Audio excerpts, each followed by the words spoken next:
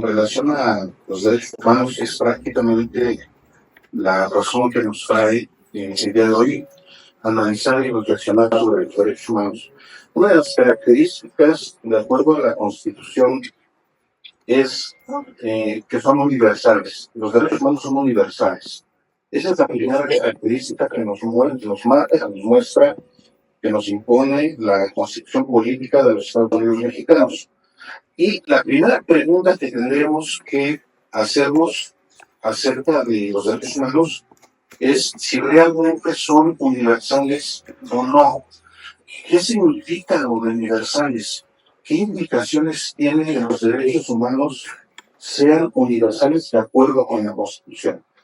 La pregunta de lo universal, para despejar el carácter universal de los derechos humanos, lo primero que tendremos que revisar, como les decía hace un momento, es la Constitución. Fíjense ustedes, el artículo primero de la Constitución Política de los Estados Unidos Mexicanos empieza diciendo así: en los Estados Unidos Mexicanos, todas las personas gozarán de los derechos humanos.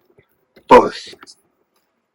Esta palabra, este vocablo de todas, nos da la primera idea acerca de la universalidad de los derechos humanos. ¿Qué significa la universalidad? ¿Qué significa universal? Todas, o todo. Es lo primero que nos viene a la mente cuando pensamos en algo universal. Cuando nos preguntamos qué es algo universal, es en todos, es para todo, en todas partes, en todos lados. Por ejemplo, los principios. Hay principios que se aplican en todos lados, en todas partes. Lo mismo es aquí que en otro país, en otro lugar, en otro momento, en otra histórica.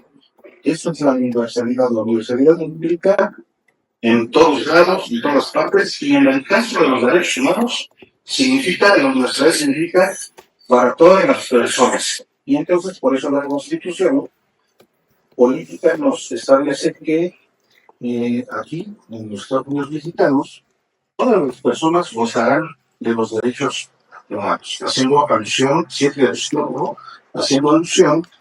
a la universalidad de esos derechos humanos.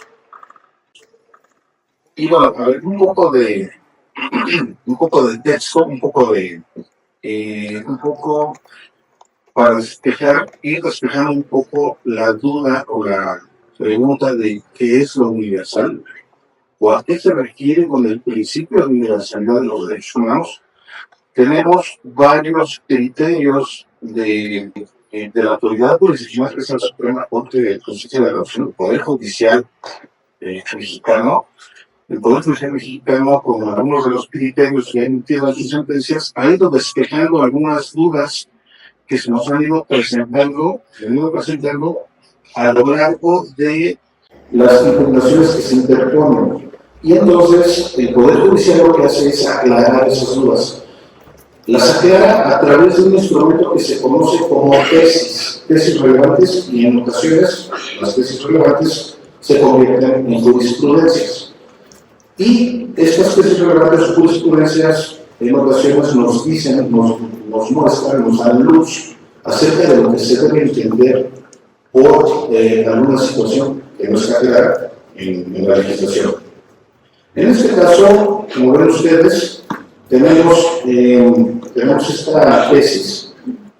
esta tesis que habla del principio de universalidad y nos aclara, o nos pretende aclarar lo que debe entenderse como principio de universalidad para los derechos humanos, y dice que deben respetarse en beneficio de todo ser humano, sin distinción de edad, género, raza, religión, ideas, condición económica, de vida, salud, nacionalidad o preferencias. Esto es de inicio lo que nos dice la Corte respecto a lo que debe entenderse por universalidad, todos, sin distinción de edad, género, raza, etc. Todas las personas. Esta es una primera definición. Otra tesis también relevante nos habla del principio de universalidad y dice: universalidad significa que son inherentes a todos, y conciernen a la comunidad internacional en su totalidad. Vean ustedes, ya no solamente se queda a nivel nacional, sino además a nivel internacional. Este principio de universalidad trasciende incluso las fronteras y significa que todos, no solo todos los mexicanos, no solamente todos en México, sino además trasciende las fronteras internacionales. Esto también nos viene dando una mayor idea acerca del concepto de universalidad. Una más, es una más para no hay muchos otros criterios, pero nada más quiero digamos, plantear una idea de lo que se tiene o de lo que se considera a nivel jurisdiccional por las autoridades de poder judicial respecto del principio de universalidad de los derechos humanos. Y dice en esta tesis, deben respetarse en beneficio de todo ser humano,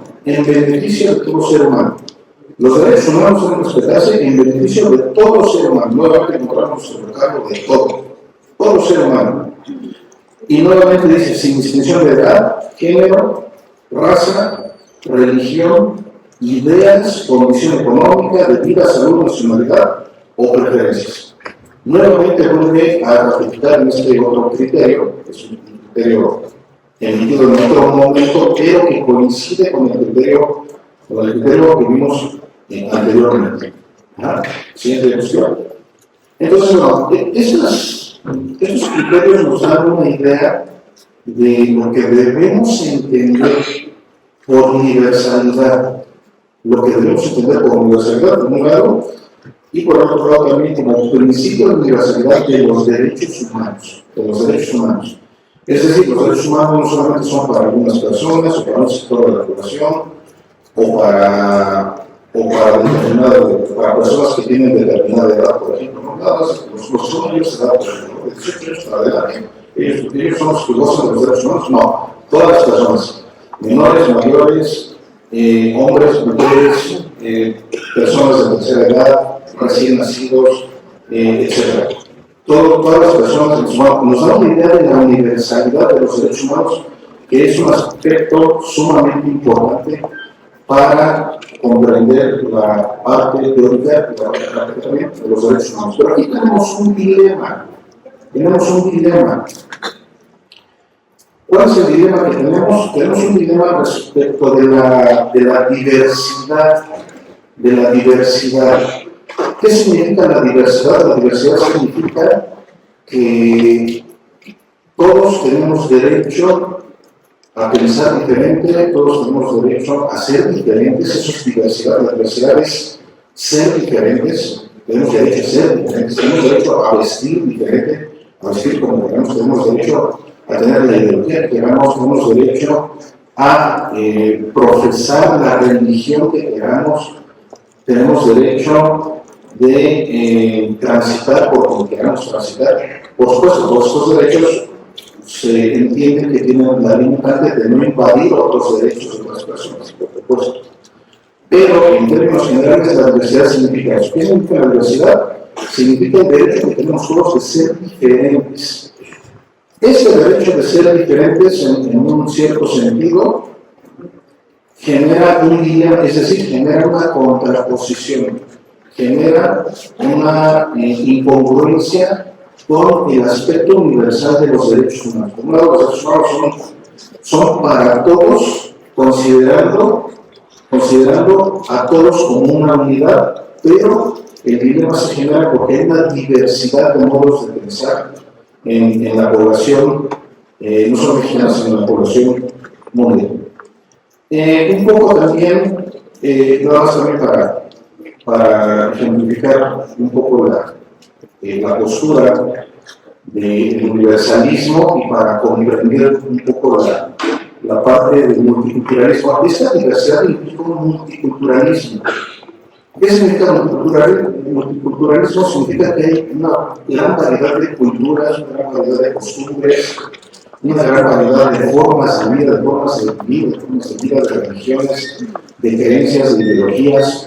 Y en un artículo de un reconocido por primario histórico de derecho, que es Harvey. Aquí ven ustedes en la presentación un fragmento de su trabajo, reflexiona acerca del universalismo de los derechos fundamentales y el multiculturalismo. Universalismo frente al multiculturalismo. Y en la parte sombrera dice que lo universal de los derechos humanos debe considerarse como una cuantificación universal de los titulares de los derechos. Una cuantificación. ¿Qué significa esto? ¿Qué significa cuantificación universal? Significa que se debe considerar el concepto de universalidad como cantidad, y no de manera específica como una unidad o como que todos somos iguales.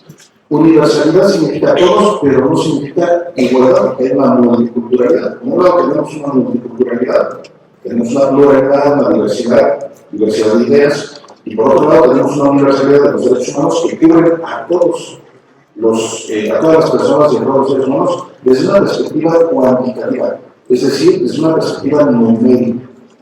Siguiente diapositiva. Y entonces tenemos, digamos, una tarea, tenemos la tarea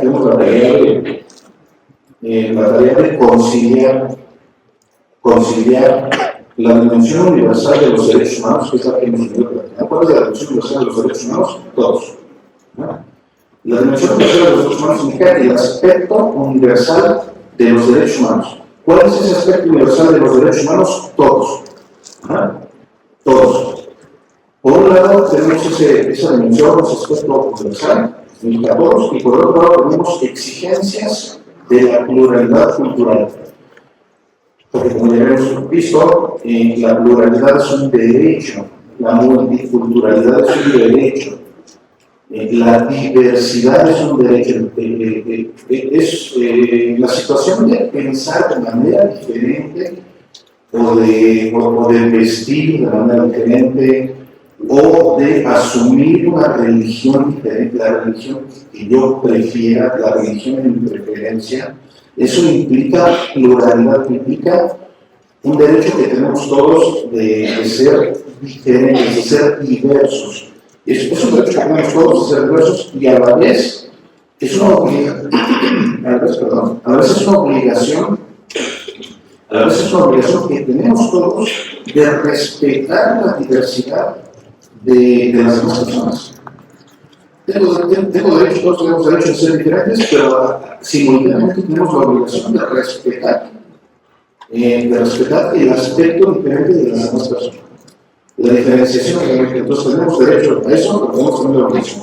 Y vienen un poco aquí conceptos como tolerancia, por ejemplo, que también es un principio, el principio de tolerancia, por ejemplo, es un principio también que tiene que ver con la democracia, que tiene que ver con el Estado de Derecho, y tiene que ver, por supuesto, con los derechos humanos. La tolerancia, la pluralidad, la diversidad, la multiculturalidad.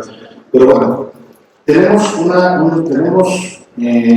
digamos, la tarea de conciliar esa dimensión universal que significa a todos con las exigencias de la pluralidad cultural. Y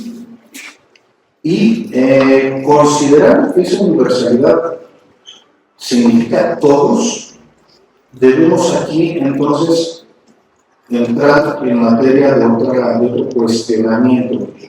Quizás este sea el cuestionamiento más impactante, o más delicado, digamos.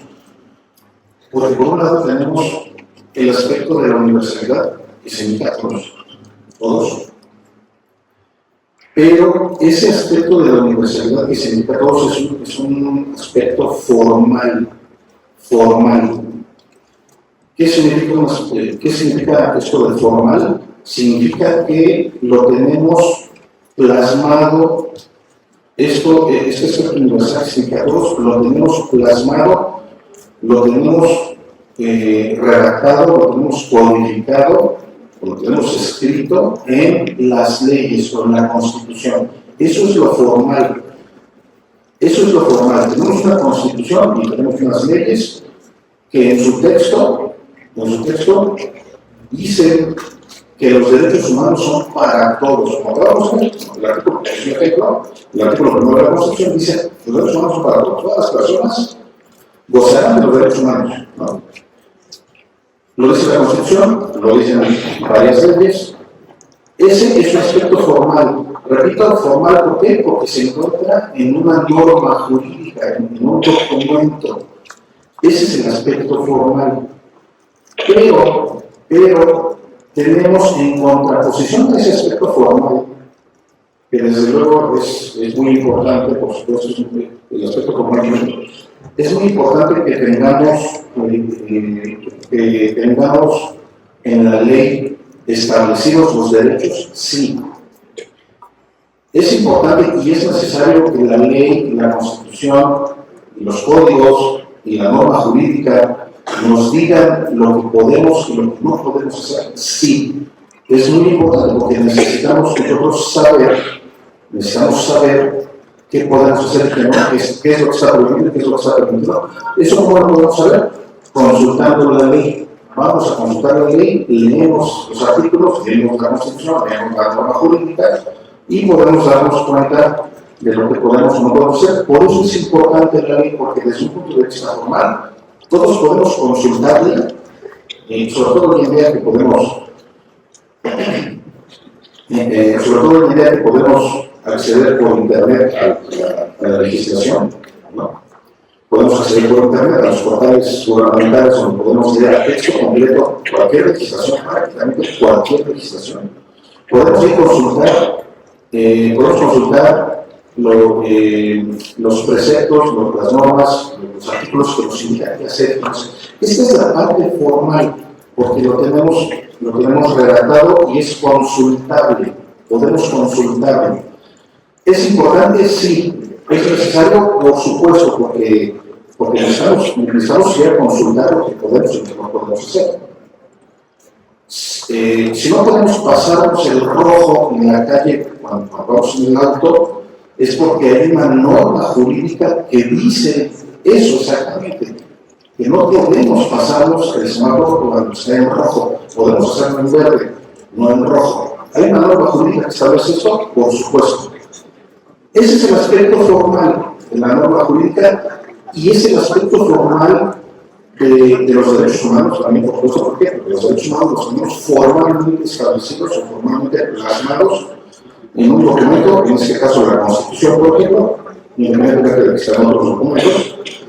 Pero además no solo tenemos esos derechos humanos plasmados en la Constitución, relatados en la Constitución, sino además la característica de universal. Ese aspecto formal del universal es importante, sí. Es muy necesario, sí. Repito, porque podemos ir a consultarlo. Pero en contraposición a este aspecto formal, tenemos un aspecto real.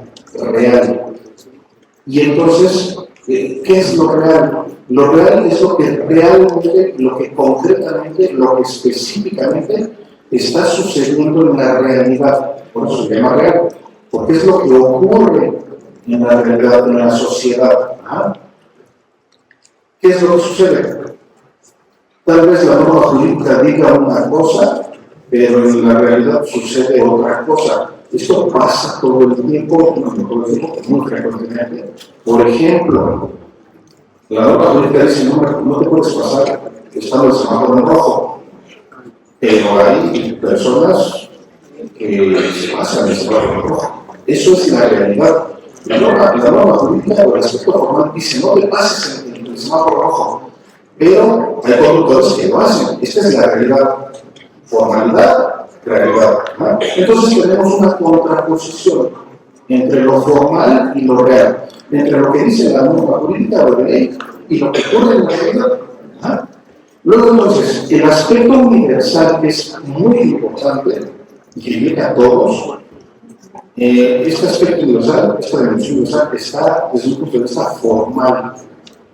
Pero si nosotros revisamos el aspecto real, entonces podríamos nosotros cuestionarnos acerca del verdadero impacto del vocablo universal. Es decir, ¿realmente todos gozan de los derechos humanos? Lo dice la Constitución. Todas las personas gozarán. ¿Realmente todas las personas gozan de los derechos humanos? ¿O solo algunas personas, solo algunos? Hay, infortunadamente, violaciones a los derechos humanos, infracciones a los derechos humanos, infortunadamente existen todos los días. Infortunadamente. Y esto ocurre en la realidad, y esto nos hace cuestionarnos acerca del verdadero impacto que tiene el vocablo universal, que es, por ejemplo, las palabras del mundo formal, versus o en contra de lo que ocurre realmente en la sociedad. ¿Realmente hay una universalidad? O sea, ¿realmente todos gozan de los derechos humanos o solo algunos? ¿Sí tenemos que ver? O solo algunos, ¿no? Lo que nos lleva a cuestionarnos acerca ya partiendo de esta premisa, ¿no? Partiendo de esta premisa en la que lo universal, la universalidad real, nos lleva o nos orilla a pensar en que solamente algunos esto nos llevaría de un extremo a cuestionar el carácter universal formalmente establecido. De verdad todos gozan de los derechos humanos, de verdad todos respetan el semáforo verde, de verdad todos lo hacen, formalmente está bien, la norma, el mandato jurídico, pero en la realidad ocurre otra cosa. Y entonces, si nosotros nos cuestionamos acerca de esta universalidad, y si nosotros analizamos como premisa que solo algunos, porque además no es una premisa que se yo inventando, debemos leer los periódicos y las noticias todos los días y podemos darnos cuenta que hay muchos casos de violaciones y de infracciones a los derechos humanos, infortunadamente. Y entonces, a partir de esa información con la que contamos, entonces nosotros nos podemos válidamente cuestionar, preguntar, ¿cuántos gozan de los derechos humanos? ¿Quiénes? Primero, ¿cuántos? Es un aspecto cuantitativo, ya dijimos hace un rato, un aspecto cuantificable, todos, un aspecto numérico, pero es posible preguntarnos ¿cuántos? Todos, cuando decimos todos, cuando hablamos de lo universal, que significa todos, hablamos del 100%. Todos significa 100%. Si no fuera 100%, si fuera 99.999%, entonces ya no son todos. Con ese punto, con ese 0.00001% que no cumple con la regla, deja de ser todos. Con ese poquito. Y entonces, si deja de ser todos, deja de ser universal. Y si deja de ser universal, luego entonces nos preguntaríamos ¿cuántos? Si no es el 100%, ¿cuántos? Entonces, ¿90%? ¿80%? ¿70%? ¿Qué porcentaje? ¿Cuántos? ¿Qué cantidad? Luego, si ya tenemos una cantidad definida, ¿no? Lo siguiente sería preguntarnos, entonces, ¿quiénes? Si no nosotros son del 90, del 80, del 70, lo que sea, o de la cantidad que sea, ese 70% o ese 80%, ¿quiénes son? ¿Quiénes son? Porque nos lleva a preguntarnos eso, ¿no? ¿Quiénes son? Y también nos lleva a preguntarnos ¿dónde es ese 30% que sí gozan de los derechos humanos? se cumple. ¿En qué lugar? Dime el lugar, dime lo ubican, en dónde. ¿Ah? Y también viene el aspecto temporal. ¿Cuándo? ¿En qué momento? ¿En qué momento es el 70%? Porque a lo mejor si hablamos, por ejemplo, de la época feudal, ¿no? La época feudal, la época del oscurantismo, por ejemplo, donde el concepto de derechos humanos no existía el concepto. Si bien los derechos humanos existen, son inherentes al hombre, pero hubo un momento en la historia en que no existía el concepto, lo que significa que no eran respetados, ni siquiera formalmente, como al menos ahora nos tenemos como administraciones. Pero si nos ubicamos, por ejemplo, en una época feudal, entonces a lo mejor ese 70% se reduce mucho. ¿Quiénes gozan de los derechos humanos en la época feudal? El 1%, el 2%, o a lo mejor el 10%. ¿Quiénes son? El machismo era un fenómeno que estaba muy acentuado. ¿Quiénes gozaban de los derechos humanos? A lo mejor son los hombres, el sector para mí. Y los niños no han tomado en cuenta quiénes gozaban de los derechos humanos. A lo mejor solamente los de 18 años para arriba, ¿no? O de 20 años para arriba. Donde a lo mejor solamente en las ciudades, en las poblaciones no había ninguna especie de respeto a los derechos humanos. Y entonces, bueno, dependiendo de la ubicación y dependiendo del tiempo, nosotros nos podemos preguntar entonces cuántos, quiénes, dónde y cuándo. Esto considerando que el aspecto universal se puede poner en duda, ¿no? Se puede poner en lo cierto. Entonces, tenemos una contraposición, digamos, una pugna, un choque, ¿no? Una controversia entre lo formal y lo real. Por un lado tenemos lo formal, que está establecido, ya dijimos, en la norma jurídica, en la Constitución, en la norma jurídica, en las leyes. Por un lado tenemos eso, y por otro lado tenemos lo que ocurre en la realidad. ¿Hay un choque entre los dos? Sí. Sobre todo cuando la realidad no es acorde con la formalidad. Cuando la realidad no se acorde con la formalidad, entonces hay un choque, ¿no? ¿Por qué? Porque idealmente la norma jurídica y la realidad deben ser iguales, deben concatenar, ¿no? Idealmente, ¿no? Si la norma jurídica es si no te pasas el semáforo en rojo y todos respetan eso, hay una congruencia, ¿no? Hay una concatenación, ¿no? Entre lo que sucede en la realidad y lo que dice la norma jurídica. Esto es lo ideal, ¿no? Esto es lo ideal.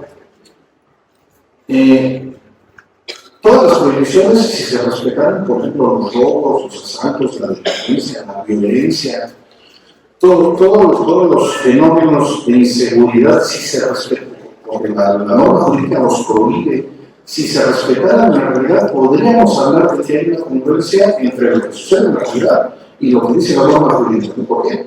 Porque empatan los dos, lo que dice lo formal y lo real empatan.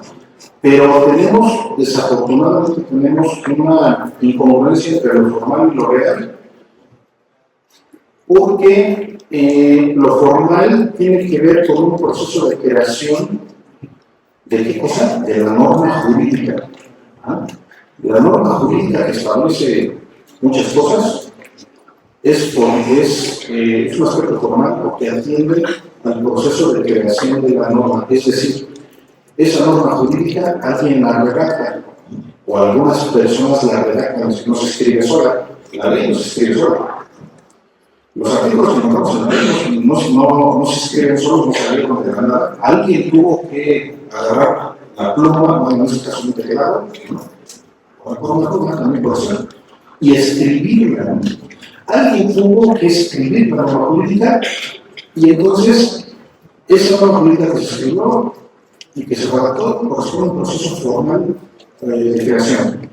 Pero por otro lado tenemos el aspecto real que tiene que ver con la existencia objetiva de lo que se redactó. La existencia objetiva del observador. Había un autor que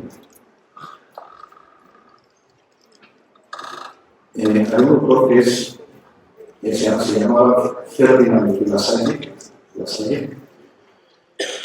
que en alguna ocasión dijo, si tenemos un árbol de manzanas y le ponemos un letrero que diga, este árbol es de peras, dice, no por el simple hecho de que le pongamos un letrero a ese árbol de manzanas diciendo que es un árbol de peras, el árbol se convierte en un árbol de manzanas, en un manzano, no por ese simple hecho. Aquí, ¿qué es lo que estaba diciendo? Nos estaba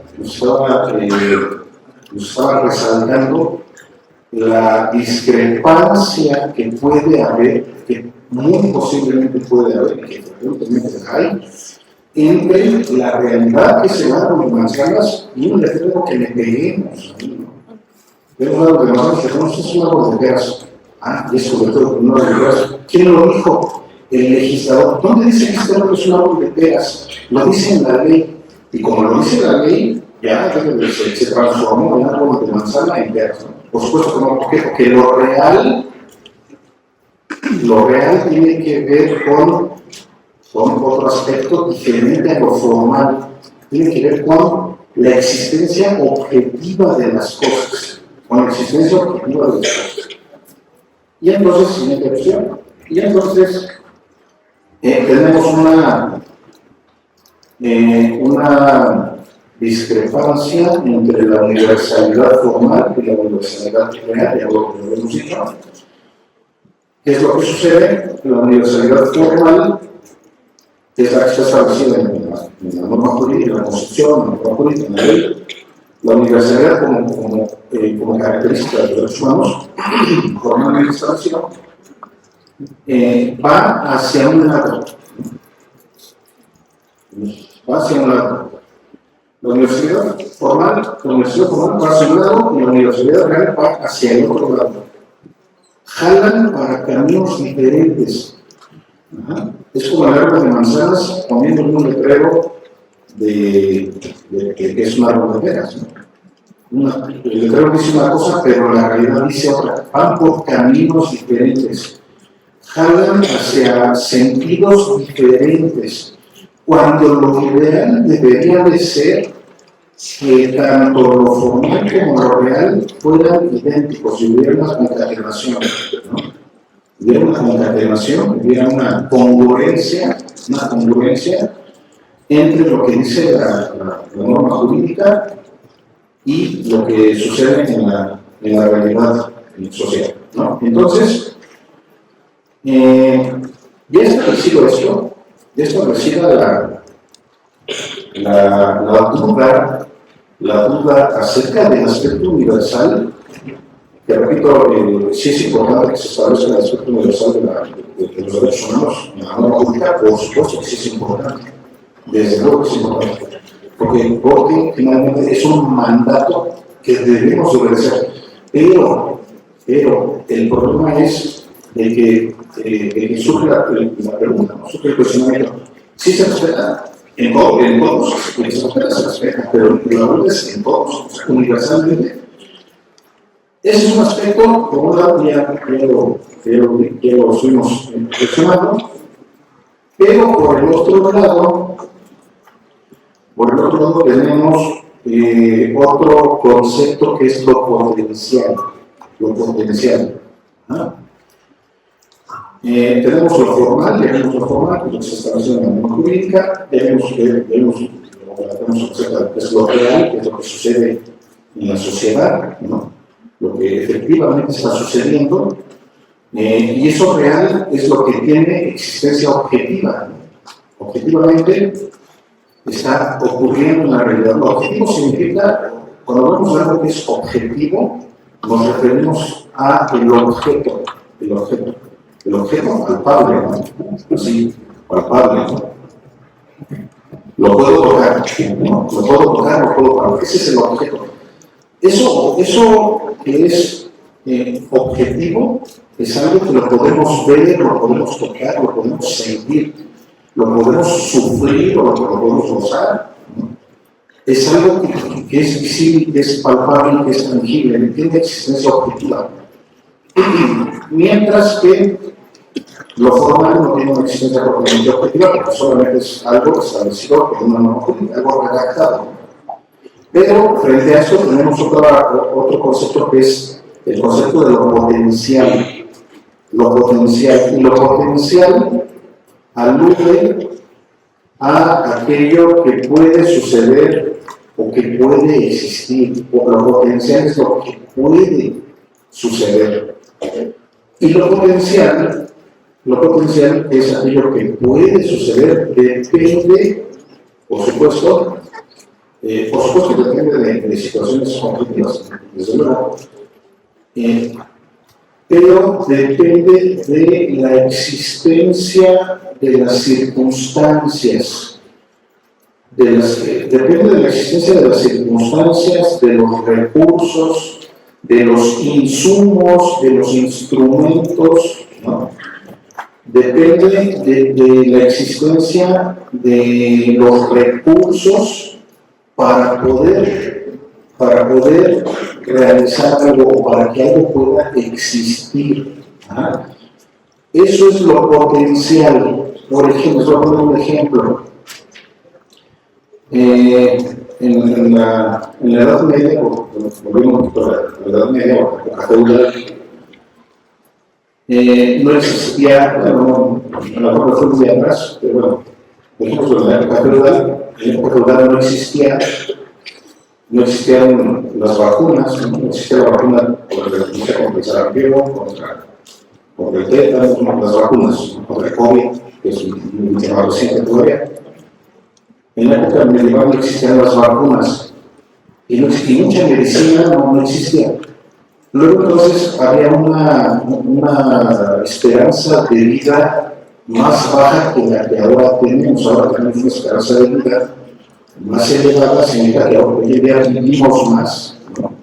Hoy en día podemos vivir más, porque tenemos la posibilidad de vivir más tiempo, porque hay medicina, hay vacunas, hoy en día el agua la filtramos para que verga, ¿no? En la época feudal, o en en otro momento histórico antiguo, que no existían esos recursos y la gente moría a una determinada edad más joven que ahora, era hasta cierto punto justificable. ¿Por qué? Porque no teníamos los recursos, ¿no? Se murió de sarampión porque no teníamos la medicina, ¿no? Se murió de una infección porque no teníamos el antibiótico, los antibióticos, los medicamentos. ¿A qué edad se murió? Se murió a los 30. Una esperanza de vida que no era de 30 o 35 años o 40 años. Hoy en día la esperanza de vida es arriba de los 65 años, pegándole casi 70 años. Y en algunos países hasta 80 años, ¿no? En Latinoamérica, si no me recuerdo, me parece que la esperanza de vida está cerca de los 70 años, si no me equivoco. Pero en la Edad Media, la esperanza de vida era menor porque no existían los insumos para poder proteger la vida y para poder hacer que la población viviera más tiempo. Hoy en día tenemos esos insumos, sí, tenemos la vacuna del COVID, tenemos muchas vacunas, tenemos mucha medicina, tenemos medicamentos, antibióticos, ¿no? Tenemos, digamos, la tecnología y los conocimientos médicos para evitar que las personas mueran tan jóvenes. Tenemos esos medios. ¿Ah? Ok, ¿qué pasaría o qué sucede cuando de pronto en una sociedad sí se tienen los recursos para que el nivel de vida sea elevado, pero de todas maneras su población se enferma y muere muy joven? ¿Qué es lo que sucede? ¿Está justificada esta situación? Por supuesto no. Está justificada en la Edad Media, porque en la Edad Media no existía la medicina. Entonces, bueno, ahí no tenemos nada que hacer, no podemos hacer. Lo potencial en la Edad Media estaba limitado. Y luego entonces, este tipo de fenómenos estaban justificados. Hoy en día tenemos los recursos, como las vacunas y la medicina, como para proteger la vida. Esto es lo potencial, ¿ah? Lo potencial. Pero ¿qué pasaría si a pesar de que tenemos la potencialidad, o sea, tenemos los recursos, los insumos, el conocimiento, los medicamentos, etcétera, la materia prima, etcétera? ¿Qué pasaría si a pesar de toda esa materia prima, la población siguiera teniendo una esperanza de vida muy corta? Ejemplo, países africanos, ¿no? Países africanos donde la esperanza, todos sabemos, no es un secreto, la esperanza de vida es muy corta y hay un problema de desnutrición infantil terrible en esos países y en muchos otros, ¿no? Muchos otros, por supuesto.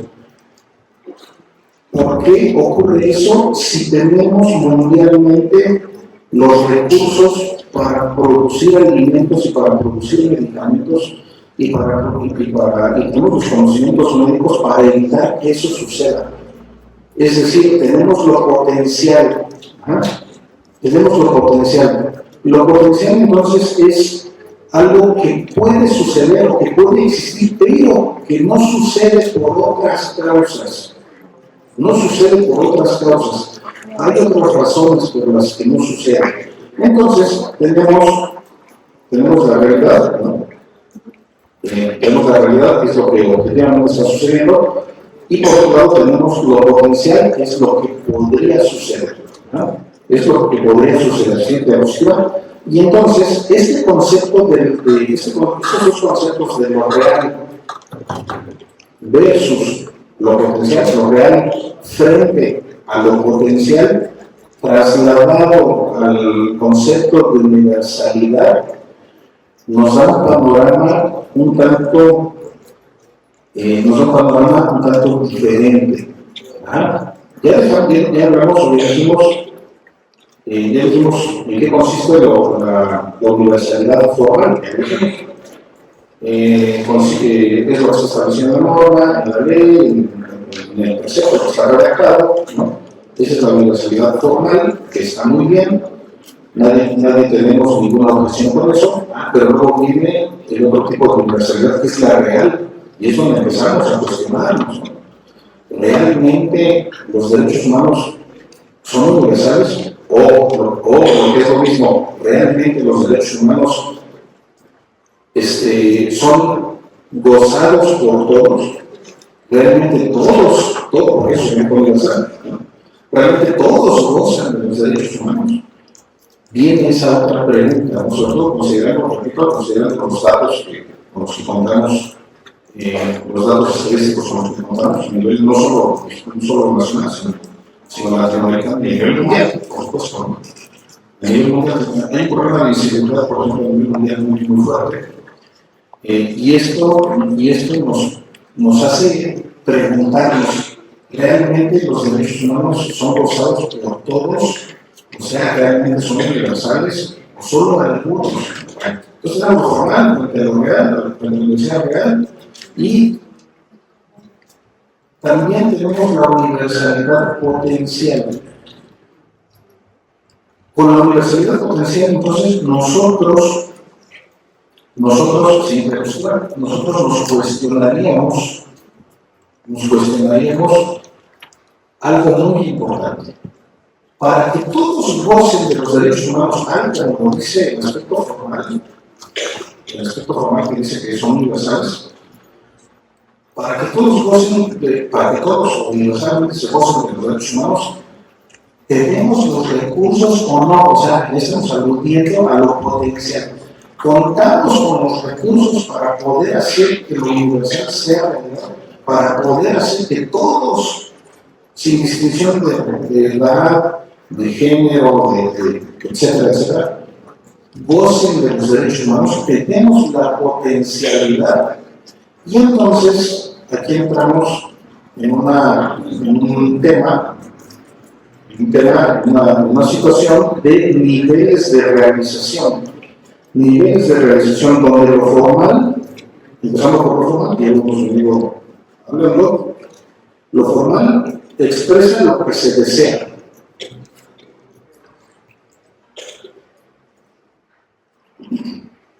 Lo formal expresa lo que se desea. Técnicamente se le conoce como lo deóntico. Lo deóntico. Lo deóntico significa lo que debe ser técnicamente, jurídicamente hablando, lo deóntico es lo que debe ser. Lo que debe ser. ¿Qué es lo que debe ser? Que no te pases en el semáforo en rojo. Eso es lo que debe ser. Eso está formalmente establecido. Lo deóntico o el deber ser está formalmente establecido en la norma jurídica o en la ley. ¿Qué dice? Que no te pases el rojo, ¿no? Que te detengas cuando hay un color rojo en el semáforo. Eso es lo que debe ser. En realidad, la norma jurídica en general, en términos generales, por supuesto, la norma jurídica establece lo que debe ser, no establece lo que es. Ojo con esto. La norma jurídica no establece lo que es, no podría, porque entonces no somos magos, ¿no? El legislador, el que crea la norma jurídica es el legislador, el que crea la ley, que es el legislador. No es mago, no es un mago, o sea, lo que yo escriba va a trasladarse a la realidad objetiva y se va a modificar la realidad objetiva solo porque yo la redacté de esa manera. No, eso no sucede. La magia no existe, los legisladores no son magos, nadie somos magos. Lo formal es un deseo, es un buen deseo de lo que debe ser, de lo que queremos que sea. Es un deseo, el deber ser es un deseo, algo que queremos que suceda, y lo plasmamos en la norma jurídica. Ahí lo ponemos. No te debes pasar el alto. No te debes pasar el alto. Cuando se ponga el rojo, debe ser un deber ser. La norma jurídica, si la norma jurídica dijera todos en México se detienen cuando hay semáforo rojo, es muy diferente a decir todos en México se detienen cuando hay un rojo en el semáforo, a decir todos en México deben detenerse cuando hay semáforo rojo. Es muy diferente. Uno expresa un deseo, todos deben detenerse. El otro expresa una realidad, todos se detienen cuando hay un semáforo rojo. Nada más que el segundo puede ser mentira, porque si no encaja con la realidad, luego entonces se vuelve una mentira. Una de las definiciones de la verdad, desde un punto de vista filosófico, una de las definiciones es que la verdad es cuando la realidad encaja con lo que ocurre en la mente de las personas. Esa es una de las definiciones de la realidad, cuando la realidad encaja en la mente de las personas, y es lo mismo lo que hay en la realidad que en la mente. Luego entonces estamos ante una verdad, si no, es una mentira. Entonces, si la norma dijera todos se detienen frente al rojo y en la realidad no ocurre, hay una discrepancia, luego entonces esto sería mentira. Por eso la norma jurídica no puede decir algo así. La norma jurídica tiene que establecer el deber ser, lo que debe ser. Y entonces lo formal expresa lo que se desea, y dijimos lo orgánico, pero también tenemos lo real, que es aquello que existe, es lo que hay, lo que existe. ¿Qué es lo que existe? Que a lo mejor nosotros se detienen en el semáforo rojo, que a lo mejor los derechos humanos no son universales, porque no los gozan todos, los gozan algunos. Eso es lo real. Pero frente a estos dos niveles de realización, el formal o ideológico y el real u óntico, está el nivel de realización potencial, que es aquello que puede existir con los recursos que tenemos. Podrían los derechos humanos ahora sí trasladarse a toda la población y hacer que toda la población los goce. tenemos los recursos, tenemos la potencialidad para que eso ocurra, contamos con los recursos suficientes, contamos con el conocimiento, los insumos, el material y todo lo que sean los instrumentos, los mecanismos, todo lo que se necesita para que todos, o sea, para que el concepto universal o de universalidad de los derechos humanos sea una realidad. ¿Contamos con eso? Esa es la gran pregunta, siempre positiva. Por eso el desafío no